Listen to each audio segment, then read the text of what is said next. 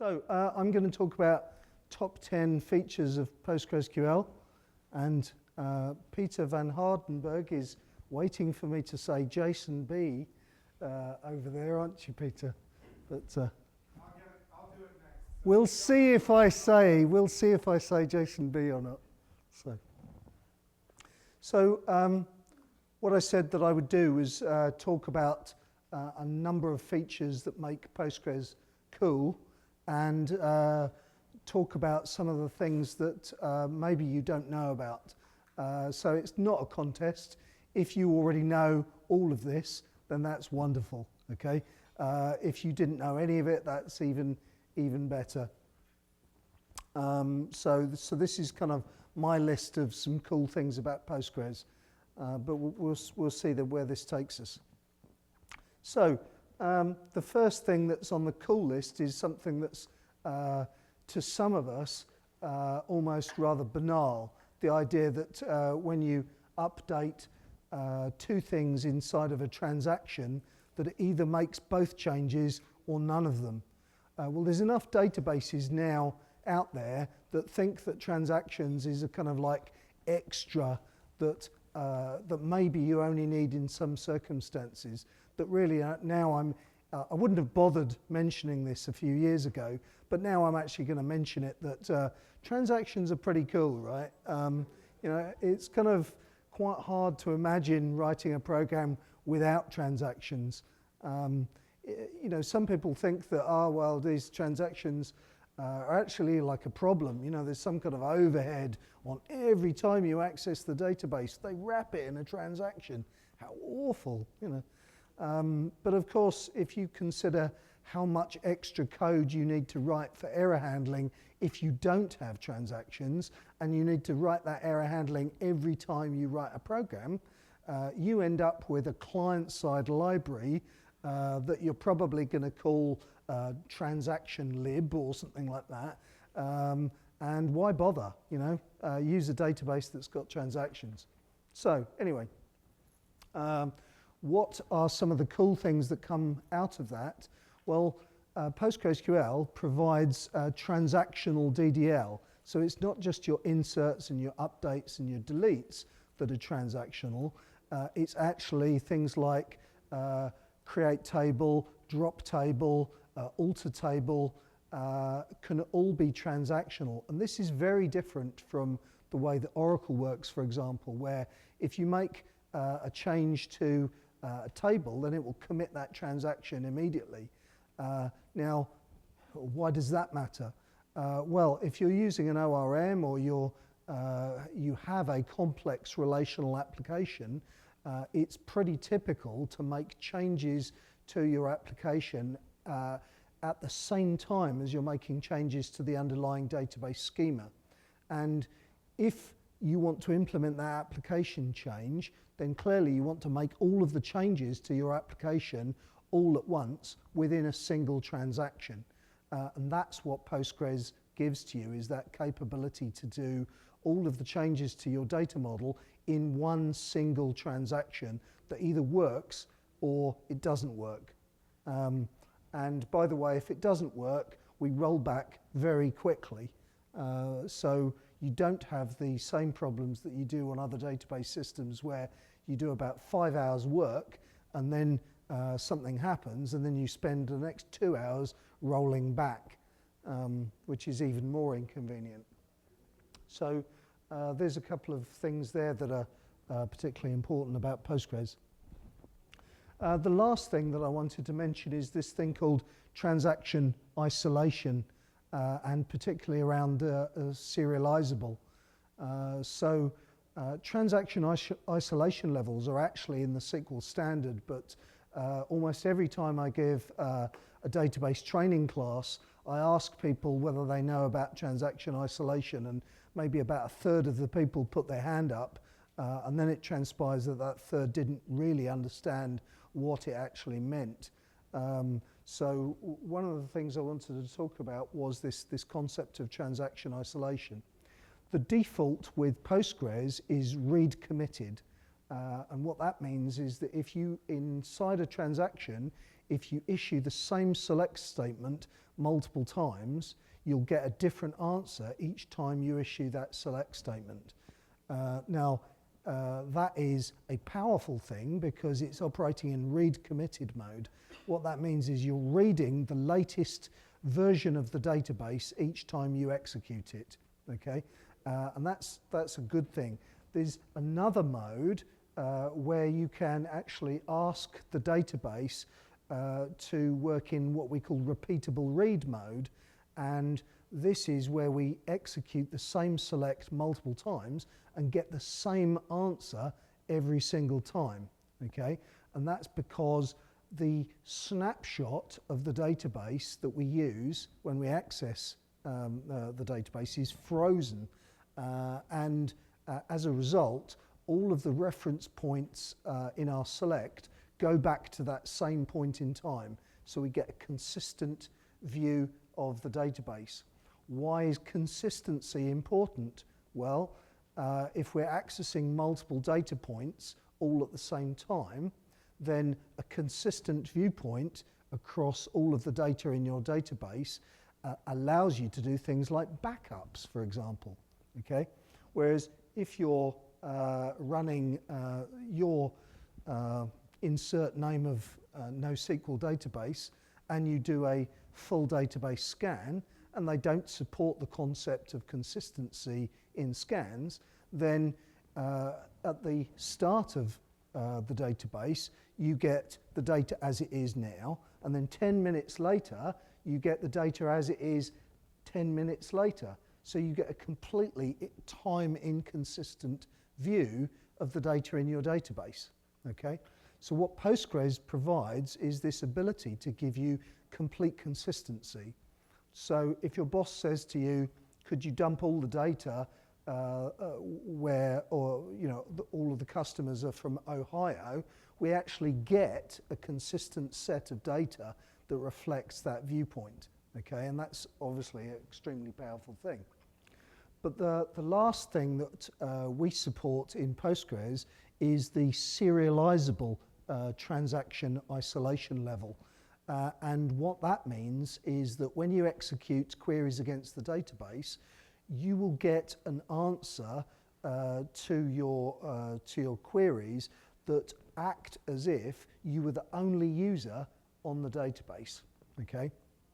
Now, that's particularly important because there are various forms of visibility anomaly that can occur with database transactions. Some of them are quite complex, some of them are quite subtle. And if you don't know what you're doing, you can actually get the wrong answer to queries. If you run in serializable mode, you will not get the wrong answer. You will get the correct answer every time. Now that seems, you know, again, it's like, this is like obvious, isn't it? It's like bread and butter. You know, don't all databases do this? Well, no, they don't. Postgres was the first database to implement true serializability inside a relational database. The first, okay? And that's because the theory about how to implement this efficiently only was published in a PhD thesis in 2009. So actually, research in the area of consistency, especially distributed consistency, goes on to this day. And most importantly, if somebody tells you that consistency is not important, they're probably either they don't know what they're talking about, or they're trying to simplify things too much. So, how many people have ever run a serializable transaction in Postgres? Cool. How many people have ever done a PG dump? Okay, well, you've run a serializable transaction. Okay, you just didn't realize it. So that's one of the things we've done, is we've actually we don't just implement a feature for you to use, we actually automatically implement that in as many places as we can, so that you get the benefit of that automatically. So the next thing I wanted to highlight as a good feature of Postgres was code comments, okay? And that's number 2 on the list, which you know, some people would seem a little strange. Now, obviously, the code comments are great in Postgres, But so what? I don't read the code, right? But you use the code, and what you need to know is that it's well maintained and usable. How many people have ever popped the hood on your engine, I believe is the phrase? How many people have ever looked inside the engine on their car? So what they do these days is they put a cover on the engine to kind of make it all look like sort of well laid out. Well, in the old days, when they didn't have the plastic cover, you could actually like see the engine and the way it was all laid out. Now, if you looked in the engine and the engine was really badly laid out, I won't pick a car, but I'm sure we can all think of cars that have got a very strange layout. The mechanics, when they go to fix your car, they go, oh my God, you've got one of those. Oh, they're really hard to fix, that car. Now, Postgres is an easy car to fix, and it's an easy car to fix because of code comments. Now, is it trivial to fix Postgres? No, not at all, but it's easy because of the code comments. It would be impossible in other situations. Now, I've seen open source code with 0 comments, and with respect to the person that wrote this particular thing that I'm thinking of, he was Japanese, right? So he didn't have the language skills to update code comments. Now, not being racist, I'm just pointing out that he'd done work but was unable to explain it inside the code. That meant that the code was effectively closed to anybody being able to help, because you read the code and you can't see why it does those things. And I was talking to somebody the other night and saying the role of code comments, the most important role of code comments, is to explain code that isn't there. Okay? Because obviously if there's like a printf statement or something, you don't need a comment above it saying this is a printf, right? You can see what it is, you can see what it does, but what you can't see is what code does not do. Why don't we lock the block before we read it? Yeah? And in Postgres, you'll see something like a code comment saying, we don't need to grab the lock at this point because, yeah? And that means that you're able to understand the design, and that means that we're able to follow an open engineering process. And those things are what give us security, quality, and the ability to grow the community, because more people can get involved and can see what's going on in the code. So this trivial idea of a code comment actually leads to a fully functioning open source community rather than just a dead piece of code on GitHub, right? That's the difference between those two things, is quality code comments that allow people to get involved. And I had another comment about the manual there, but I'll skip that through time.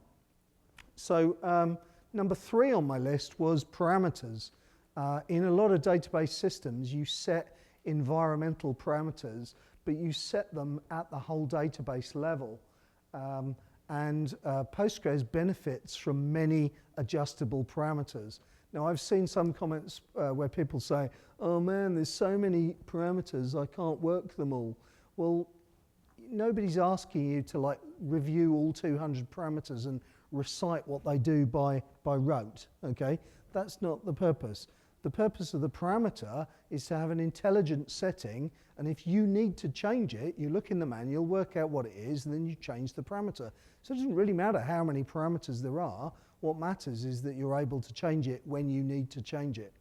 Now, the parameters that we have are ones where we need input from the user about what it means, okay? There are a lot of cases where Postgres itself has internal parameters, but we adjust those parameters according to measurements about how you are using the system, for example.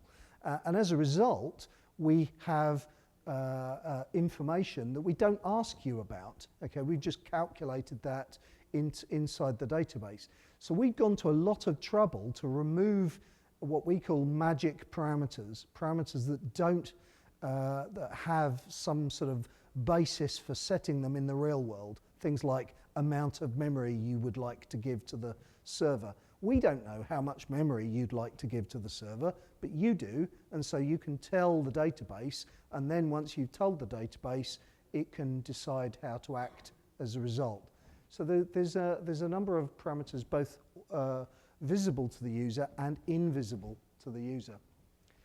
One of the cool things in the PostgreSQL.conf is you can do an include directory. So you can actually break the PostgreSQL.conf down into multiple pieces.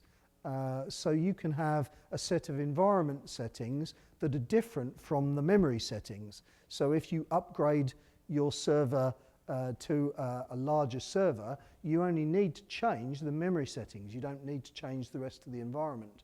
And that's particularly cool in the cloud and other environments where we want to move from server to server fairly quickly.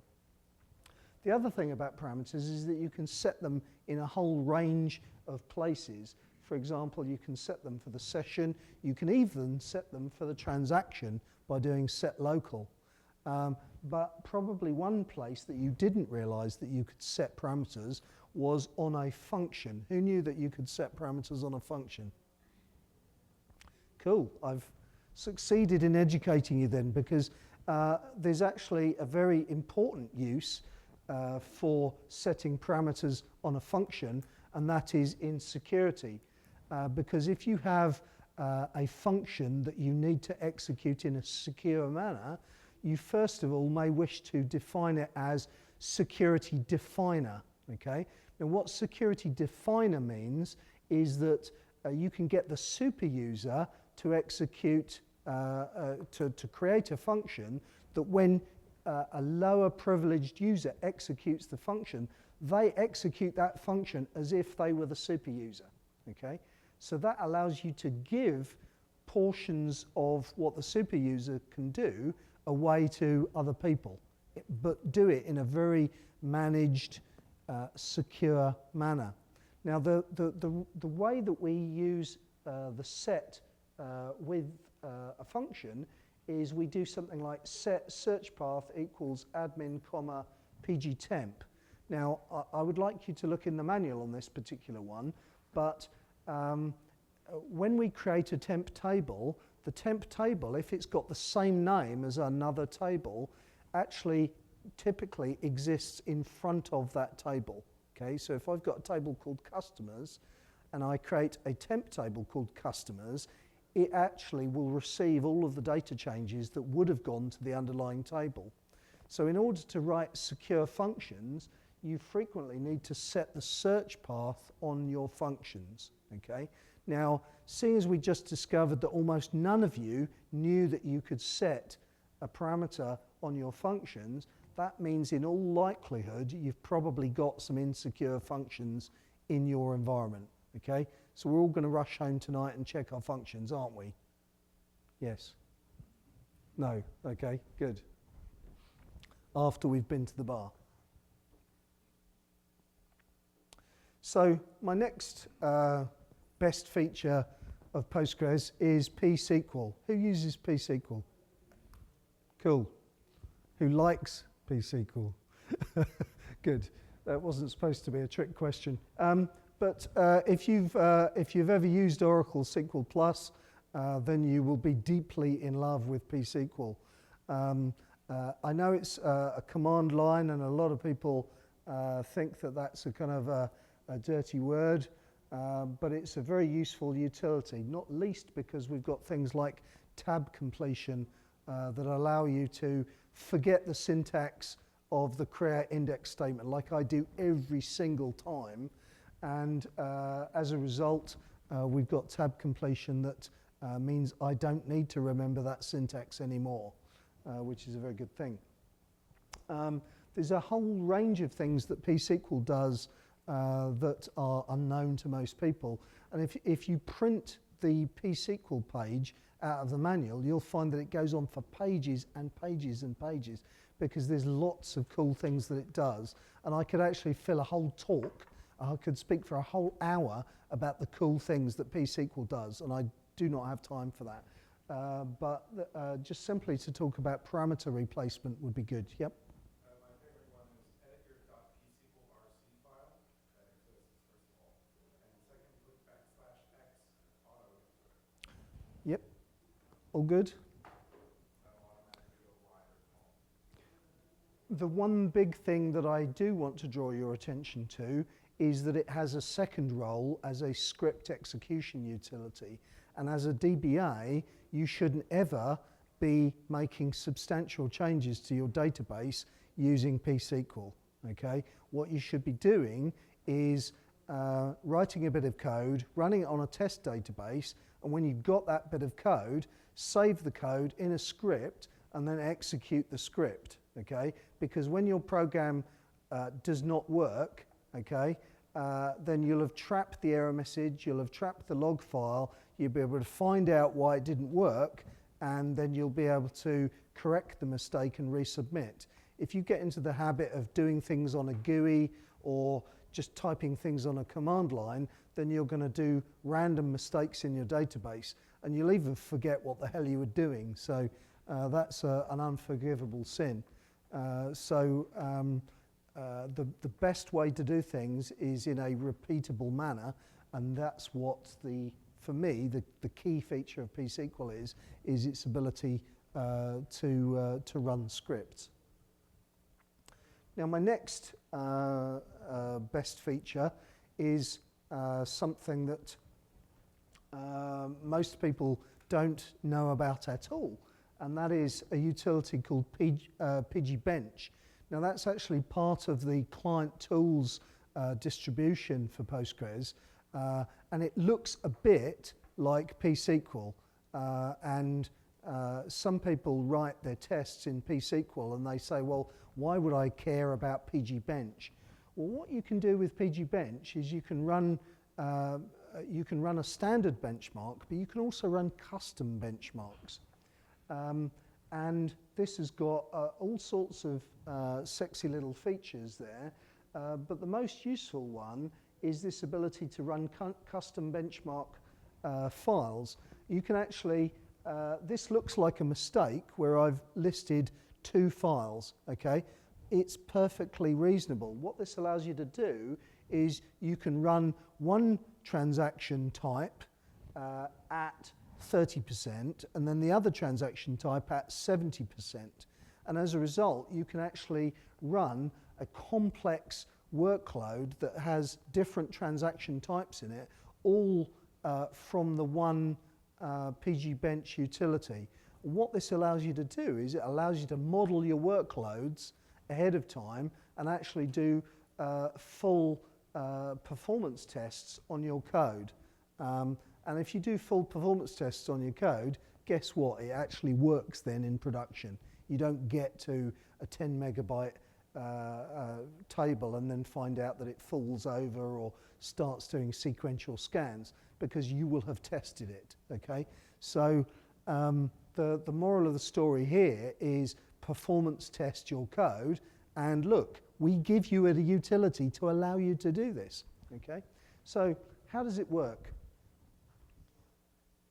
So we have a custom script in pgbench with these special commands here that allow you to create random data, and there's a whole set of functions to create data of different distributions, and then what you do is you write out your transactions here, and you can use the data that's been auto-generated here.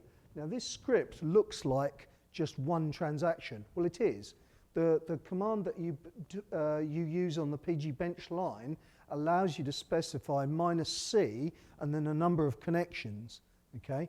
And so what pgbench will do is if you say -c 20, it will create 20 connections, and then it will begin executing these transactions on each session. So it's actually a multi-session performance tool. So it doesn't just run that script once like pSQL does, it executes it n times across all of these connections. And not just that, if you specify 30% of one transaction type and 70% of another, then it will run the appropriate ratio of transaction types on the different sessions. And as a result, it will give you a balanced viewpoint of the workload that you're trying to get to. And your output from that looks like this. I know the font's a little bit small, but basically we get all sorts of top-level statistics about the execution, but here you also get a profile of which transactions were taking up the most time. So you can actually see in your tests where the time is being spent in your code. And that's obviously very useful because you can look at that. You can go, yeah, maybe I'll look at that some more. I'll consider using an index on that area. And obviously that will betray all sorts of things as well, but that will have meaning to you. And this all works with custom scripts, okay? So you can write your own scripts to model your own transactions. And as a result, you can spot performance problems before they happen, not just wait for them to happen in production and then run around screaming, what's the cool syntax for create index concurrently? Which is also a cool feature, but you know, it's much better to model your things ahead of time. So my next cool feature is synchronous commit. And what I wanted to explain was the starting point for this was synchronous replication. Because in some database systems, you'll find that synchronous replication or asynchronous replication is a full server option. You either have to have the whole server in that option or you turn it off, okay?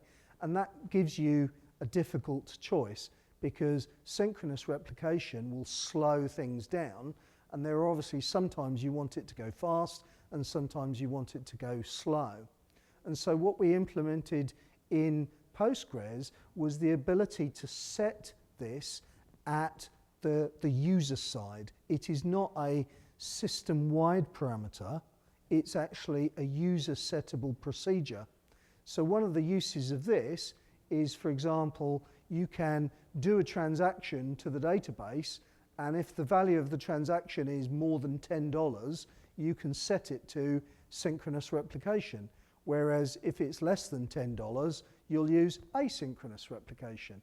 Now, that means that the program can actually choose the level of robustness that it's getting out of the system.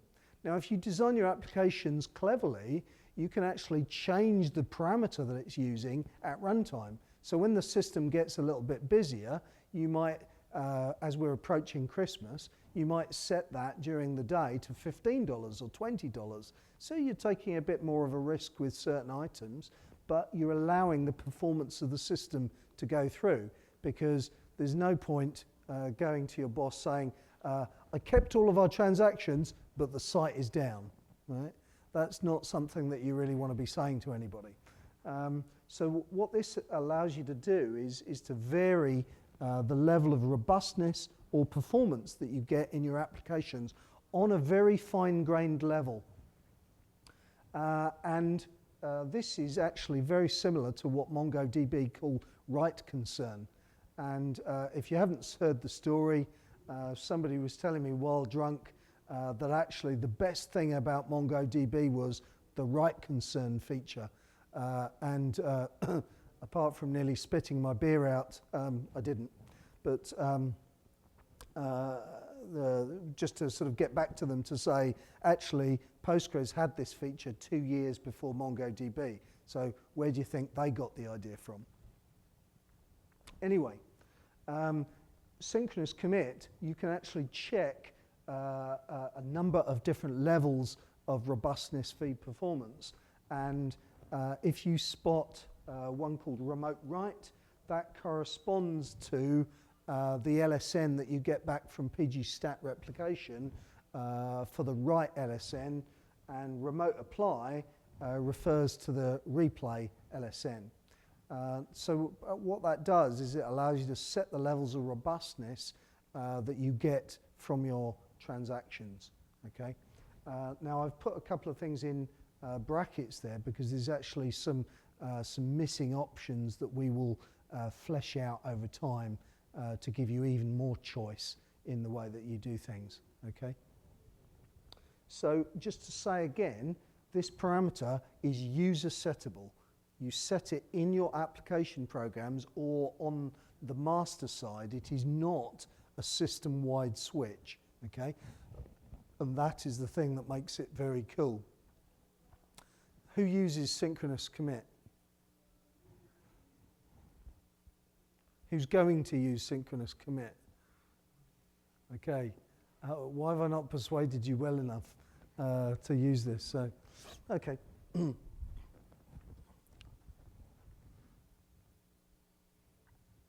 So, my next favourite feature in Postgres is a strange one.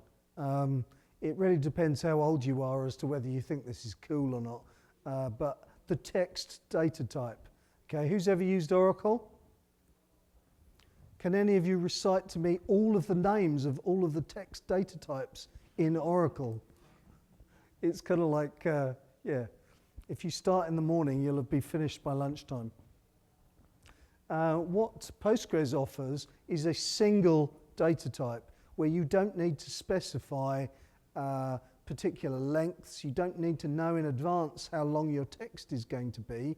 You just say, I want it to be text. It can be anywhere from 0 length up to a gigabyte in length. And you don't care. You don't need to define that ahead of time in order to use that data. And that's completely different. But better than that, we actually optimize the data type all the way up, from the very small all the way to the very large. We optimize that in many different ways. So when the text data type is 1 byte long, we optimize that by crushing the header on that so that the header itself only occupies 1 byte. Okay? As the text gets bigger, the header also gets bigger. So the net effect there is we've got a data type header that knows the exact length of the string that we're storing, but it doesn't waste space when the string length is small. When the text is long, we use a facility called Toast, and we apply that in 2 different ways. First of all, we try to compress the text data, and if it compresses and it still fits within the data block, then that's what we do. If we compress it and it doesn't compress, we don't store it compressed. We actually give up storing it in compressed form. But if we put that data type in as a very long form, if it doesn't fit within the data block, what we do is we chop it up into pieces and store it in a side table called a toast table. And as a result, we're able to store data in a single column that's up to a gigabyte in size. Okay? And that means we're optimizing that from the very small right through to the very large. Yeah?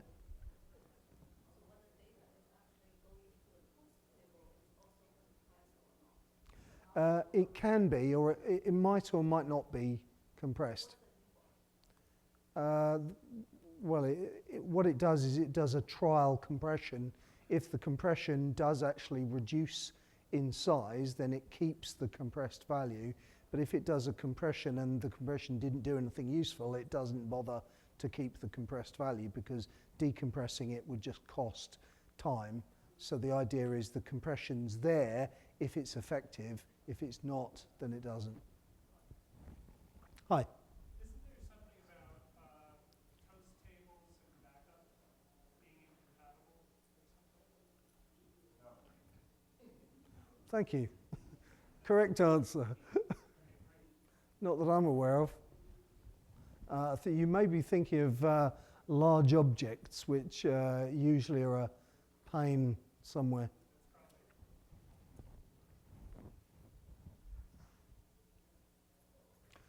So, my next feature that's of interest is extensibility, and that actually affects a whole range of different aspects of Postgres. So we invented something called an extension, and what that allows you to do is come up with functions, data types, languages, all manner of different changes, and you can install those into your database server just by saying create extension, and it does everything else for you. So it's a packaging tool for database add-ons. Now, what types of thing do we add on? Well, some people will have noticed that there's a language called PGSQL, but there's also a variety of other languages that you can get for the database. You can get Python and Java, and basically pretty much everything you've ever heard of runs inside Postgres, including things like JavaScript run inside the database. Now, how is that possible? That's because we expose an interface by which anybody can write a language and that will then run inside the database. So when you execute a function, you don't even know what language that function is written in. So not only do we expose an extensible language interface, we actually hide the complexity of that as well by providing an extensible function language as well. So you can write whole libraries of code that operate in the database that you don't know how they work. And what that allows bigger companies to do is they can actually write functional packages that address the business domain in which you're operating. There might be generic things that you can add to the database, but most importantly, there could well be libraries of functions that you would use within your business. So perhaps a central group would develop a set of tools or functions that then have meaning and can be placed in a wide range of different databases. Why would you put things inside your database? I mean, why bother? Just run it in the app server, right? Well, the thing is that there is a sensible place for certain types of functionality. If you've got a database that's full of geographic information, it makes sense to have the geographic search functions in the database, because otherwise the only way you're going to be able to use that data is just select it all back into the app server and then do the searching at that layer. Now that does not make any sense. So what you want to do is ship functions that live in the appropriate places. Does that mean we should give up using other languages and just write every program in the world in PGSQL? No, don't be ridiculous, okay? In an age when people were trying to sell database server licenses, we were encouraged to use database languages. Now, when the license is free, you are not encouraged to do that. You're encouraged to do whatever's most sensible, okay? And if you think writing it in JavaScript is sensible, then do it. If you don't. It doesn't matter to me. What matters is that we provide the option to you. So other cool things that we provide is an index access method. That means you can write your own indexes and put them into the database. And as a result of that mechanism, Postgres has more types of index than any other database system. Why do you need more types of index? I mean, surely a B tree is just like all you'll ever need, right? Well, the point of this is that different types of index are suited to different data types and different ways of searching on those different data types. So if you've heard of Elasticsearch or you've used Google, then you'll be using a full text search, an inverted index, and that's exactly what a GIN index is, a generalized inverted index. And in that, we index each individual word within a text item. Rather than with a B tree, we index the whole value, okay? So different styles of index for different use cases. And as a result, the net result of this is that as a result of having pluggable data types, pluggable index AM, and pluggable functions, we support something as complex as PostGIS, which is a geographic information system plugin that provides very full and complex support for GIS data types, and is actually really recognized in the GIS community as being the leading implementation. So it's a standards-based implementation of GIS. So it's not something we cook together, it's actually supported by leading industry bodies like the Ordnance Survey in the UK and a range of other worldwide groups. So there's actually a standard called the OGC standard that defines the mechanisms by which we access GIS data.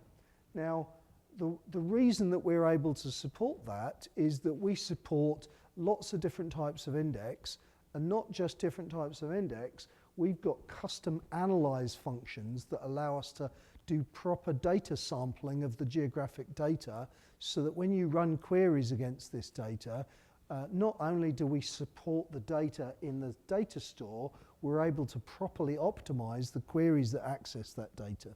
Okay? And guess what? Postgres was the first database to implement this style of doing things. So again, innovation from Postgres.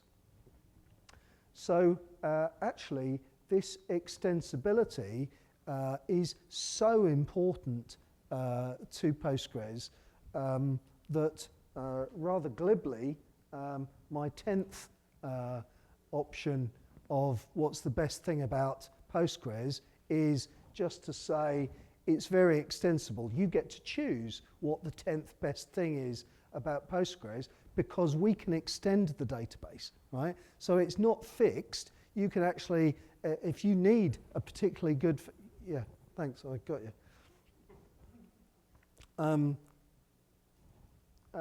So you know, if you need an additional feature in Postgres, you can actually add it yourself.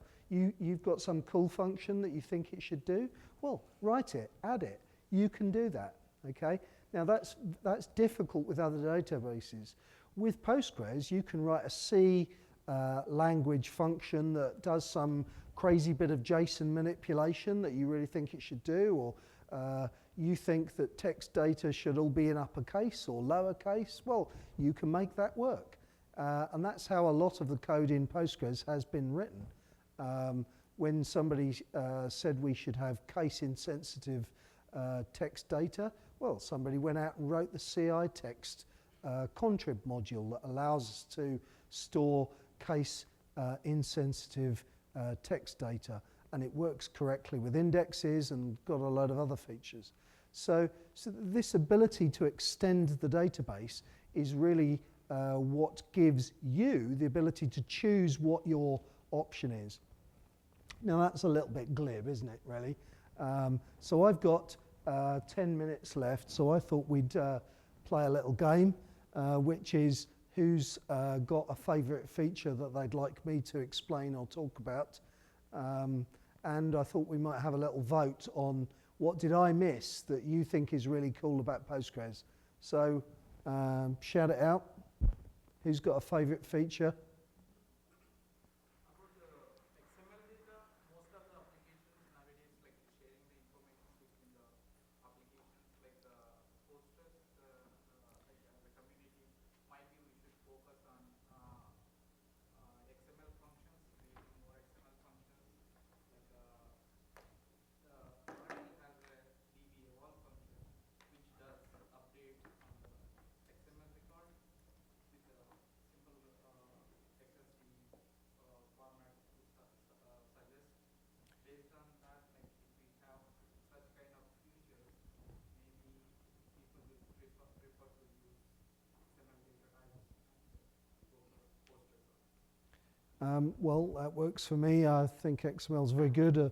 The JSON data type as well. I'm surprised nobody's written a YAML data type for Postgres. So all of those sort of complex, semi-structured data mechanisms are also available on Postgres. Yeah, it's good. It works. We can even index it. So, yeah, that works. Who likes that? XML, JSON? Oh, go on, Peter. JSON B. Yeah. Any other features you wanted me to talk about? Somebody earlier said, you don't need to finish your slide, Simon, because I'm sure you could talk for an hour on any subject. I thought, yeah, okay, well, I'm not going to actually try that, though. So, but any features that you'd like me to explain, or? Okay, so create index concurrently was introduced in 8.2.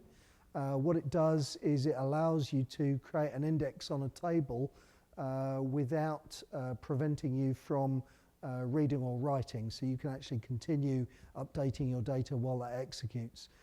So the way that we do that is we actually create the index across a series of transactions. So although it looks like it is a single command, it is actually a command that can't be put inside another transaction because it actually executes multiple transactions.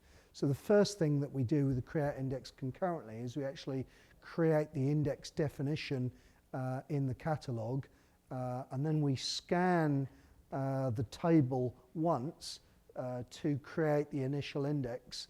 And during that first scan, obviously there's a fairly large sort operation, as you might expect, or depending on what type of index it is, but a sort operation, and then we write that index to the database, and then we commit that transaction so that the index is actually visible to write operations, and then in the following stages, any write operations that occur actually will add values directly to that index.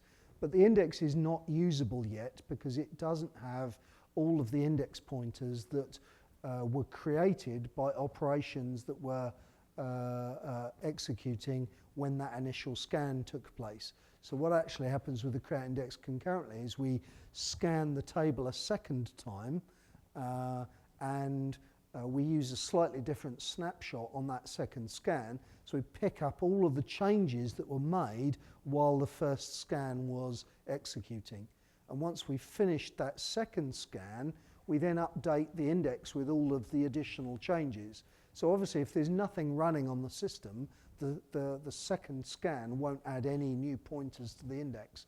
But presumably if you're using a create index concurrently, it's because you're doing it while the database is active, and so that second scan will add a whole range of changes. Now that means that create index concurrently does 2 scans of a table, and some people might say, can't you redesign it so that we don't need to do that second scan? Couldn't we just pick up the changes from logical decoding? And I'd say, yep, great design.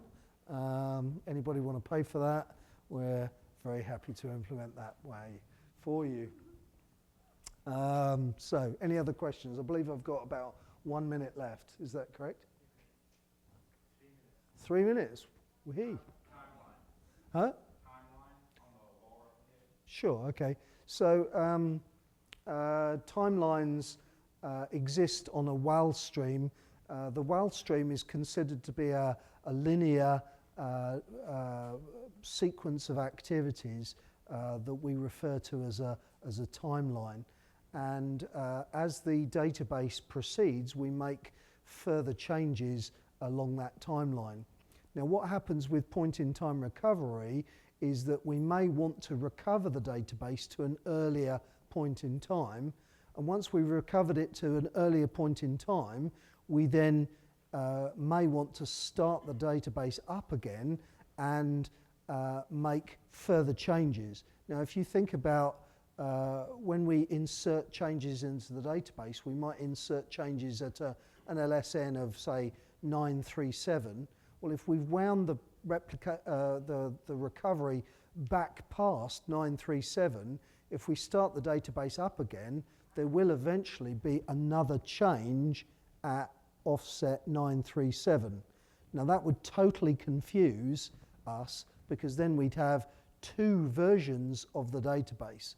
So the purpose of the timeline feature is to actually label the fact that we're creating a new sequence of activities in the backup records, And as a result, we can tell the difference between the original history of changes and the new history of changes. So typically when the service starts up, it will be at timeline 1, but if you do a recovery, we would then switch to timeline 2. Now when we do replication, you'll see that if we do a failover, it will also increment the timeline. So when you do a failover, the timeline of the server will switch to timeline 2. And that's because it's possible, but not desirable, that the master and the standby could actually continue in different directions on different timelines. So the concept of the timeline is to avoid confusion. I know that if you didn't understand all of what I've said, you probably thought that's not avoiding any confusion for me, but believe me, the idea is that it's avoiding confusion in the backup records so that you're able to recover your systems easily and clearly without confusing which transaction history that you're looking at. And I believe I'm out of time, so thank you very much for listening, and hope you enjoy the conference.